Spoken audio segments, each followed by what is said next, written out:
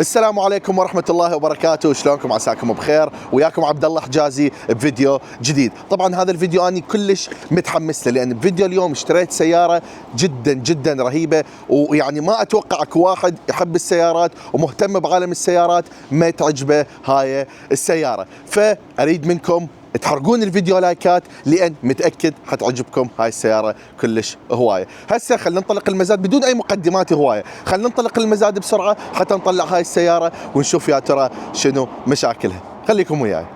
وصلت هسه المزاد، دفعت السياره، طوني اوراقها، وهسه خلينا نروح نطلعها للسياره. طبعا انا قلت لهم اريد السياره تطلع، لان بيوم المزاد يصير ازدحام كلش قوي جوه وتعصى السيارات، لانه هذا اصلا المزاد مثل ما نقول صغير. فهسه اني رايح اطلع السياره، اتوقع حاطه لي هم بالباب، وان شاء الله تطلع سياره زينه، لان هم من كانوا عارضين السياره بالمزاد كانوا كاتبين عليها انه اكو مشكله بالمحرك، فان شاء الله يطلع شيء بسيط، وان شاء الله ما تكون مشكله كبيره. خليكم وياي.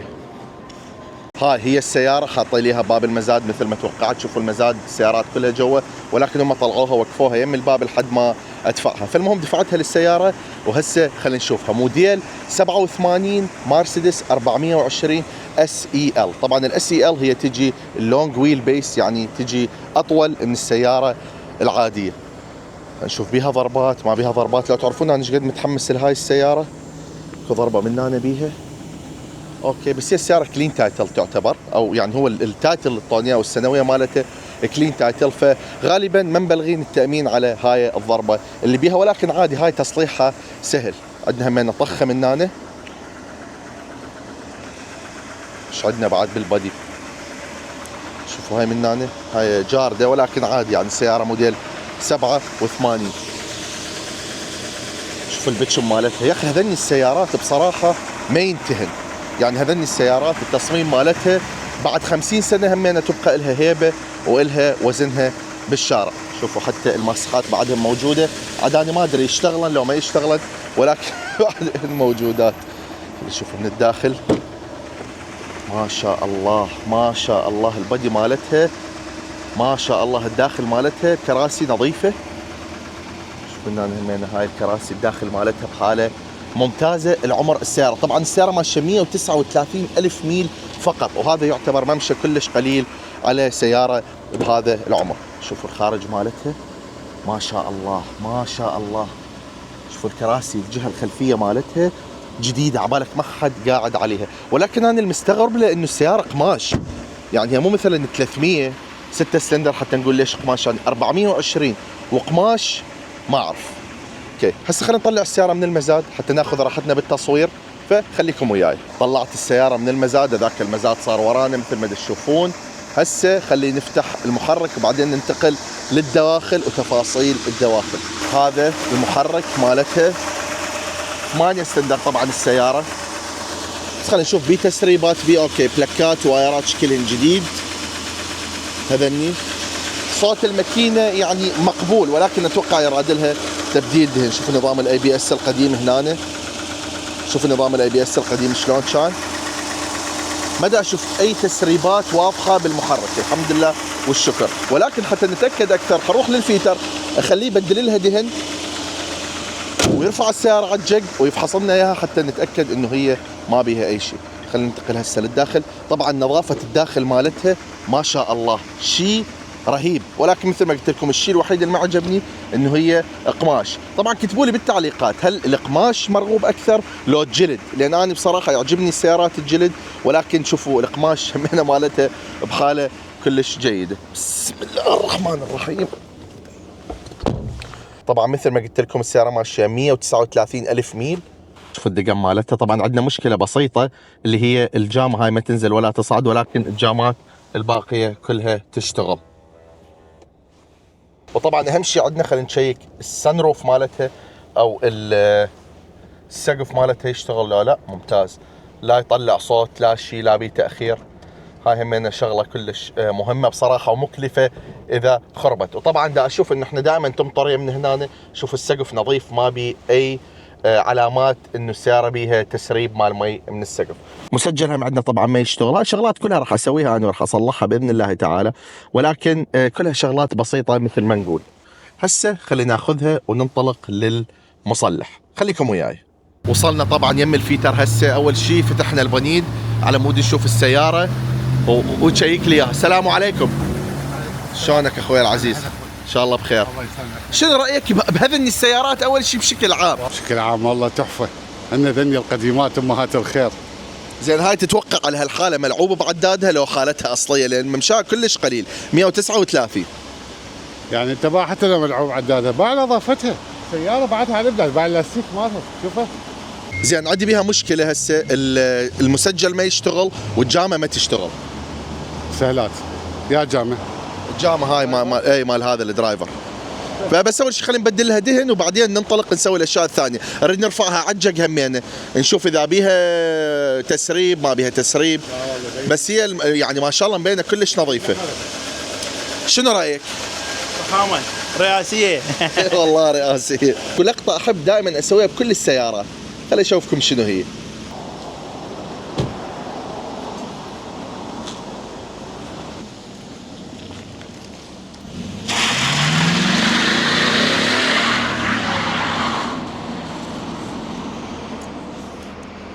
أربعة آلاف ومئتين محرك على سيارة V8. طبعا ما يخلي شيء بالتاير. ثاني هسه انت واحد اثنين ثلاثة.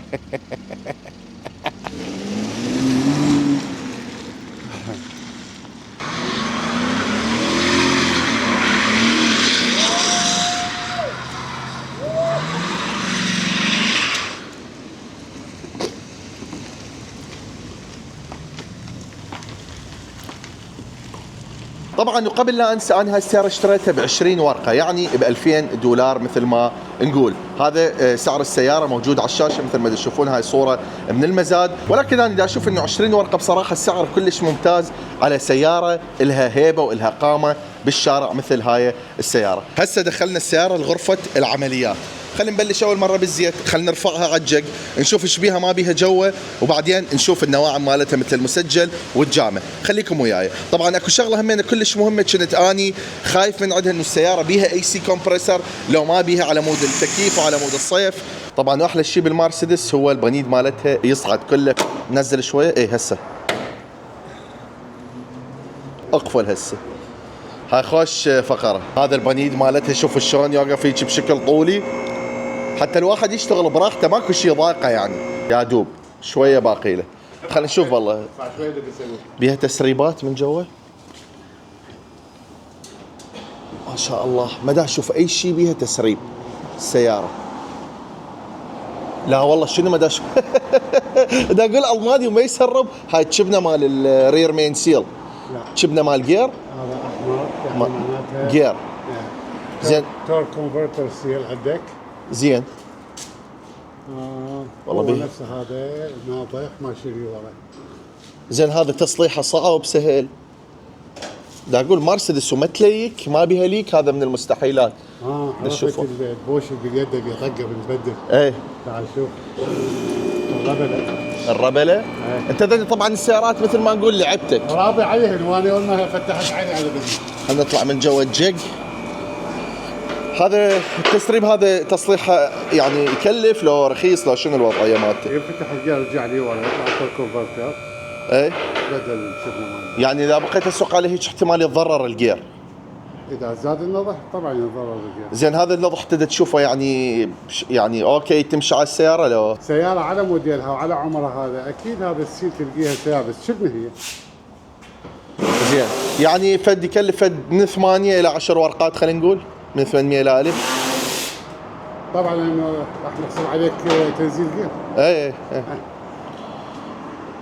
مو مشكله مو مشكله. اوكي خلينا نبدل الدهن هسه. خلينا نشوف الدهن اللي بيها قديم لو جديد لو شنو الوضعيه. انا اكره اشوف تسريب، بس هو يعني والله ما ادري اذا تسريب قوي لو لا، ما ادري. ولكن وين الايام حنشوف هذا الموضوع يعني. يا الله.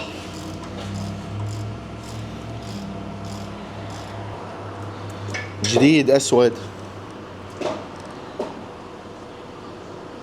اسود والله. شنو هذا صاير راشي؟ العفو صاير دبس وراشي بنفس الوقت. لا يراد له تبديل دهن والله حرامات يعني. هالمحركات لو ما قويه كان ومثل السيارات الجديده هسه ذني التعبانات كان من زمان يقوم المحرك على هيك يعني على هيك دهن معفن. شوف هذا معناته الدهن، شوف لزوجته زينه. لزوجته هسه ماكو لزوجه. لزوجته زينه. ايه لزوجته زينه بس اسود، معناته عندك بنزين زياده، كربون بالانجن وايد. هو انا اول ما شغلتها دست لها بنزين حسيتها مختنقه شوي. ايه. وبعدين فكت عادي. لازم تشيك لك موضوع البنزين الفيول ريل. كم لتر تاخذ هي هاي مال دهن؟ بالسيستم هنا يكون مكتوب لك النوعيه مال الزيت وش قد تاخذ وكم لتر وكل هاي التفاصيل. خلينا نشوف والله ايش قد تاخذ دهن. طبعا للاسف ما لقينا عليه اي معلومات بالسيستم هذا، ولكن خابرت المحل مال الزيوت الالمانيه، اذا تتذكرون طلعته بالفيديو السابق، قال لي تاخذ 8 لترات السياره، تاخذ دهن حجمه او وزنه 45 5W40.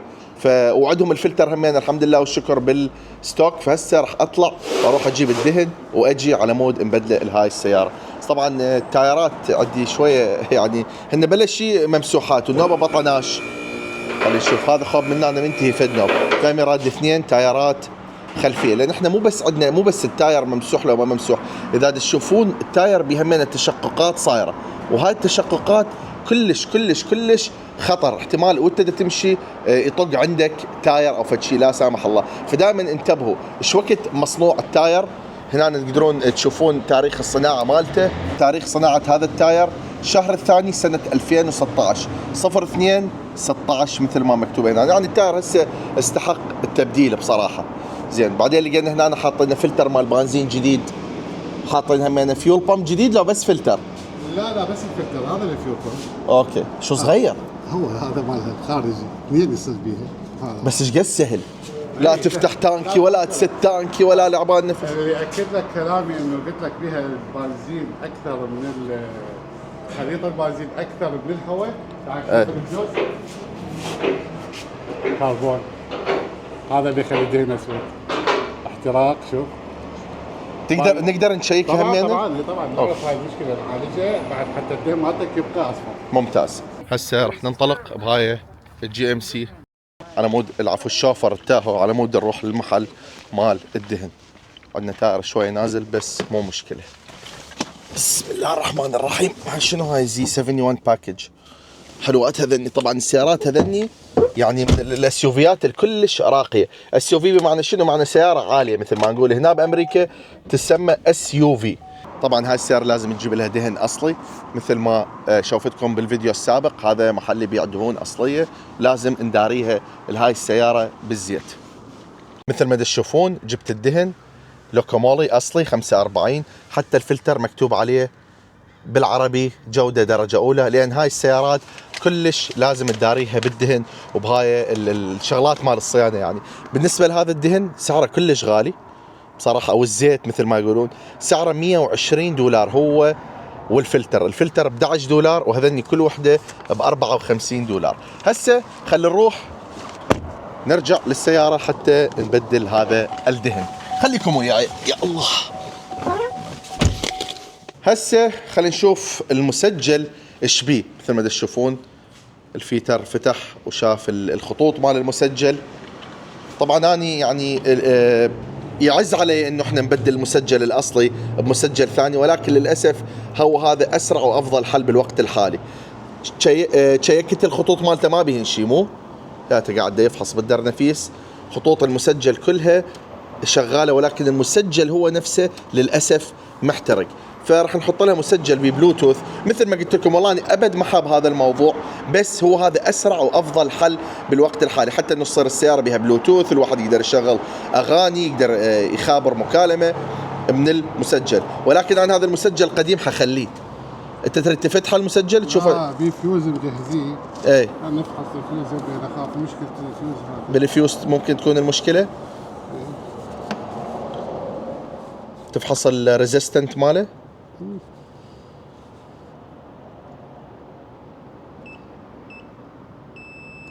حتى الفيوز ما بي مشكله. ما بي مشكله.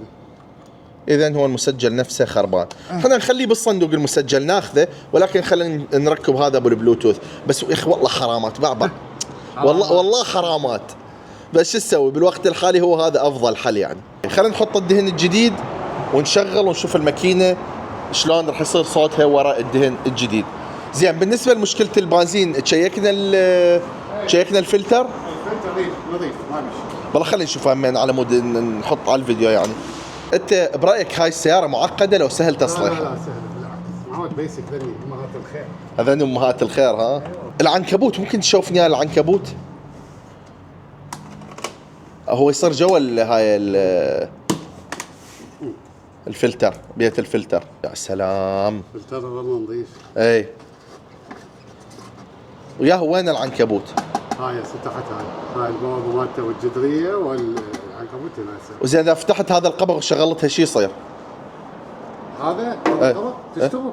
ما عليه هالشيء. لا معليش لا ما تشتغل معليش حتى يشيل هاي. زين هاي هذا مثل الصالون صمنا طالعه شنو؟ هذا الفنت بخار الزيت من محاضرك يجي معاه. يصعد. هاي الفنت. هذه لما تلقي مرسيدس مفاتيحها كلها اصليه. نادرا يعني وثلاث مفاتيح بيها. يعني انا قد شفت بامريكا تقله يعني هيك موديل يعني ثمانينات ومفاتيحها كامله او حتى الفيوزات حتى تراب. هاي الفيوزات هذا النظام شو وقت غيروه هاي شكل الفيوزات؟ قديم. زين افضل لو جديد افضل لو ماكو فرق؟ حتى الريلي حديد الريليات هذا يعني ما يتكسر. غير قابل للكسر. لو تدري انا يعني ايش قد احب هذين السيارات. يعني هاي الورقه شوفها دائما من يفتحوها يذبوها. ايه يضربها مي تتلف بعد صح. حدث. واو. كل فيوز بفيوز رقم واحد هو كاتب لك هنا رقم واحد ياتي. رقم اثنين ما ادري ايش رقم اثنين. هاي مقلب المؤسسات المنزلين الورقات. ما شاء الله. الطبع لا يبقى بس هاي كورقه تروح يا شو بقى بيها. هذين السيارات طبعا يجي بيهن اعطال معروفه. هذا طبعا مثل تشوفون فتحنا القبغ، هذا الكام شيفت جوا، ولكن ابو احمد يقول انه السيارات هذني دائما يخربن بيهن البطاله. البطل هو يصير هسه تشوفون هذا الكام شيفت هياته. الكام شيفت هذا يدوس على البطل وبعدين يدوس على اللفتر. او تشرح لنا بطريقه افضل. لا هذا شو هذا كام شفت هنا جوا الشاكوش. اي اللي راسين بيه راس على الولف. اي والراس الثاني تباوع من هنا على اللفتر على البطل. زين. فانت عندك صوته هنا اي بس خفيف. خفيف. اي هذا تصليح سهل. نرفع القبق يصير البطل قبالك، نضغط على الولف يرفع الطرف الثاني يطلع البطل من مكانه نبدله. يعني مو صعب مثل بقيه السيارات ودبل كام شفت. لا هي تك كام شفت هنا تك كام شفت هنا. اسهل منها ماكو. سهله كل يا اخي ليش ما يصنعون السيارات الجديده بنفس الطريقه؟ وانتبه الكام شفت مالها بدون سبراكتر. بدون يعني بدون هذا يسموه الفانوس. الفانوس السبروكت اللي هو الفيزرات يعني. تصميم بسيط عملي ويعيش. ليش ما يسوون السيارات الجديده هيك؟ ما ادري. تخسر هاي ما تعطل. تخسر هيك انتاج وهيك صناعه متانه. اي طويله العمر. فالشركه تخسر. الشركه غير ايدك انت كل فتره تجي عليها تشتري غراض. صح. انت اذا هاي الماكينه تعيش وياك 30 سنه مين تربح الشركه؟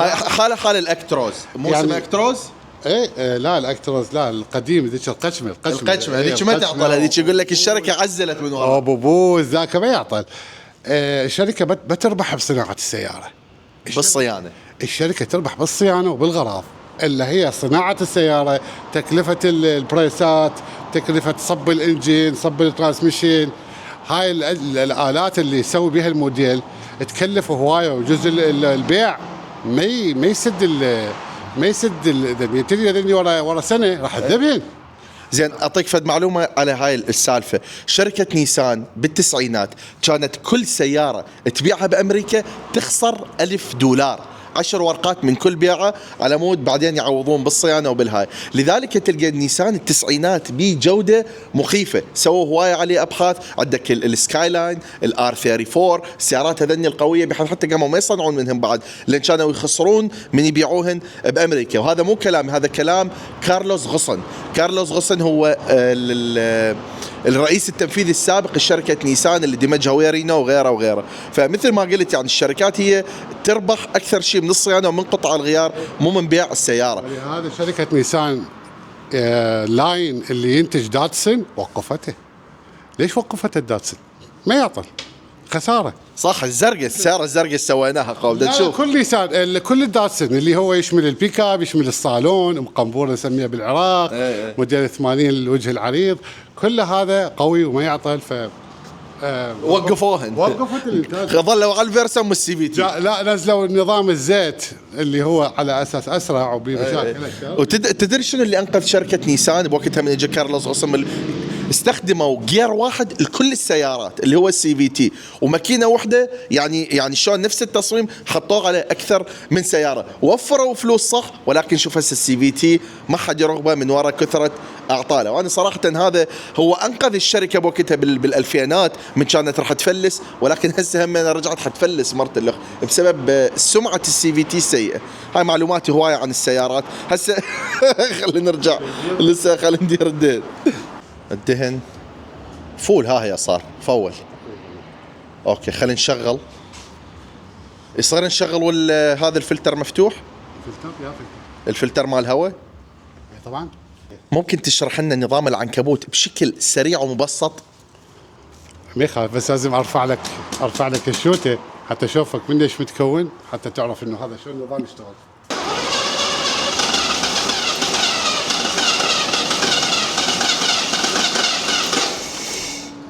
توقع لان القبر مفتوح.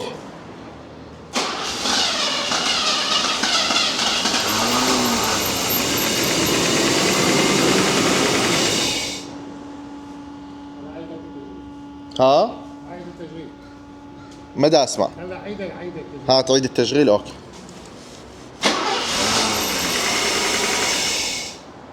ليش تاخرت؟ لان الهواء. لا عاد. انا دست على البوابه مرتين ثلاثه، فبنزين راح هوايه. قلت لك عمليه البنزين بدوس على البوابه، الابره ترتفع، فيمشي البنزين بالبواري ويروح يبخ بالكيف، فكانت مختنقه. اي البوابه هاي لازم ما تلزم بالايد. اي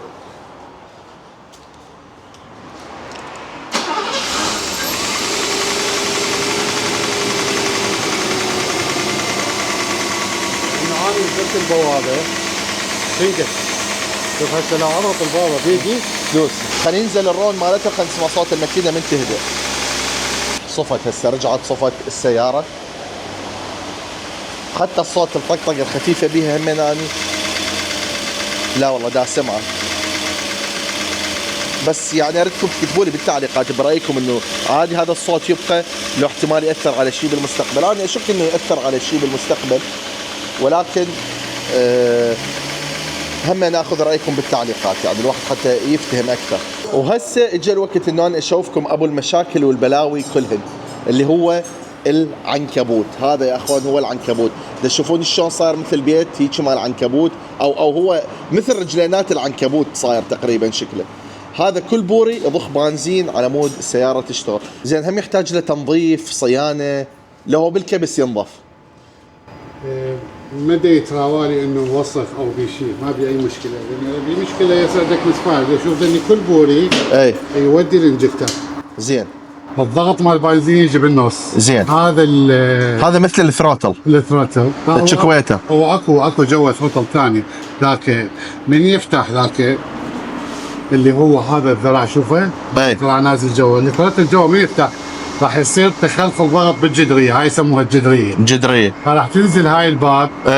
هاي الباب بها سبرينج قياسه ويا الضغط الجوي، يعني هي ضد الضغط الجوي. يعني نظام كلش بدائي، بس بنفس الوقت بهوايه هندسه. شوف الذراع ذاك اللي بالباب. دا شوف. شفته جاي على الكنترول مال ذني.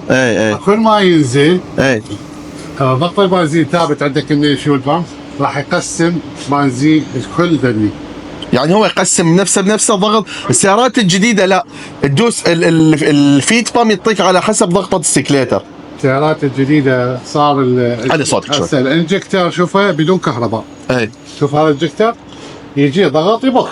زين. السيارات الجديده يجيها ضغط ويجيها امر تفتح بالامر كهربائي. هذه الامر مالها يجي من فوق ميكانيك. الامر مال السيارات الجديده كهربائي، وزادوا على الكهربائي سووا له ضغط عالي، يعني الحقن هسه بالانتيك.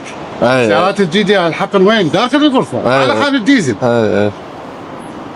احنا هذا كله على بس نشوف العنكبوت. والله يعني فتحت هذا شيء اخاف قد قطع كسر صونده شيء. الامور تمام. لا والله حلوه، ما ملعوب بيها السياره. طبعا لما تكمل هاي السياره حشوفكم هم عندي سياره ثانيه كلش مميزه. هسه احنا ايش نسوي؟ قاعدين نشد المسجل ونشوف الجام ايش بيها ونشوف هذا الاريال ليش مدى يصعد ومدى ينزل. بين ما تخلص السياره خلي اشوفكم هذا الدوج الرام. طبعا هذا دوج رام موديل 98 ماشي 52 ألف ميل فقط. شوفوا نظافته. هو هسه طبعا متوسخ شويه ولكن شوفوا النظافه مالته. انا احب طبعا اشتري السيارات القديمه اللي ما ماشيه هوايه، لان صراحه يعني تحس بالصناعه وبقوه الصناعه القديمه من تشوف هذني السيارات وهن بعدهن بحاله الوكاله. يعني هاي ماشيه 52 ألف ميل بس. طبعا جدتي عندنا كان الكوشنات مالته شويه متعوبه، هذا كله جددته بيها. الكوشن اللي هناك كمان هذا كله جددته، وطلعت السياره ما شاء الله جديده. بقى بيها مشكله، طبعا المشكله مالتها انه هي تاخر بالتشغيل. فبعد جبتها هم انا قلت ورا ما يخلص المرسيدس الفيتر يشيك هاي السياره وشوفها ايش بيها. طبعا هاي محركه 5900 8 سلندر هاي السياره. طبعا ورا ما شغلناها تركناها شويه مشتغله الحمد لله والشكر. لو تسمعون صوت المحرك ايش قد صار ناعم، الظاهر الدهن هو اللي كان مأثر على صوت المحرك العالي. هسه محركها صار ناعم بشكل يعني. دوس لا بالله بعد دوسه ما شاء الله. بعد ما شاء الله صوت الماكينه رجع الزبد زبد. احنا نشكرك كلش هوايه، تعبناك ويانا. طبعا حنعوف موضوع الجامه بعدين لان الدنيا ليلت وصارت بارده، بس الشرح جدا وافي والمسجل يخبل والصوت مالته هم يخبل. وعاشت ايدك حبيب قلبي. شكرا ممتنين. هذا صار شكل المسجل مثل ما تشوفون. يعني شوفوا هو اني تسالوني اقول لكم لا اريد المسجل الاصلي، ولكن البلوتوث همينه كلش حلو ومفيد، وبي شاشه شويه همينه تطل السياره يعني حداثه. ما ادري والله اكتبوا لي بالتعليقات انتم خرب شكلها ما خرب شكلها ما اعرف. بس انا اللي يعجبني هو الاضاءه مال الكلاستر او مال العداد. شوف الضوء تحس خلاص منظر كلاسيكي قدامك، العدادات كلها تمام، ما عندك ضوء مال اعطال. هو هذا كل اللي يريده الشخص اللي يحب السيارات. ماكو ضوء اعطال، امورك تمام. لا الشيء الوحيد اللي ما نحبه احنا اللي نحب السيارات هو البنزين الفارغ. من يفول البنزين الامور عاد هنا تعرف كلها صارت تمام. يا اخوان العزل اللي بهاي السياره ما شاء الله حرفيا ما تسمع اي شيء من برا. هسه انا مو دا امشي، مو ازدحام سيارات حواليا، وهي هاي السياره نفسها مشتغله، ولكن العزل مالتها بالفعل مخيف. الحديد، كميه الحديد اللي حاطيه بهاي السياره يعزلك عن العالم الخارجي. ما شاء الله ما شاء الله. خلنا نكبس لنا بيها كبسه.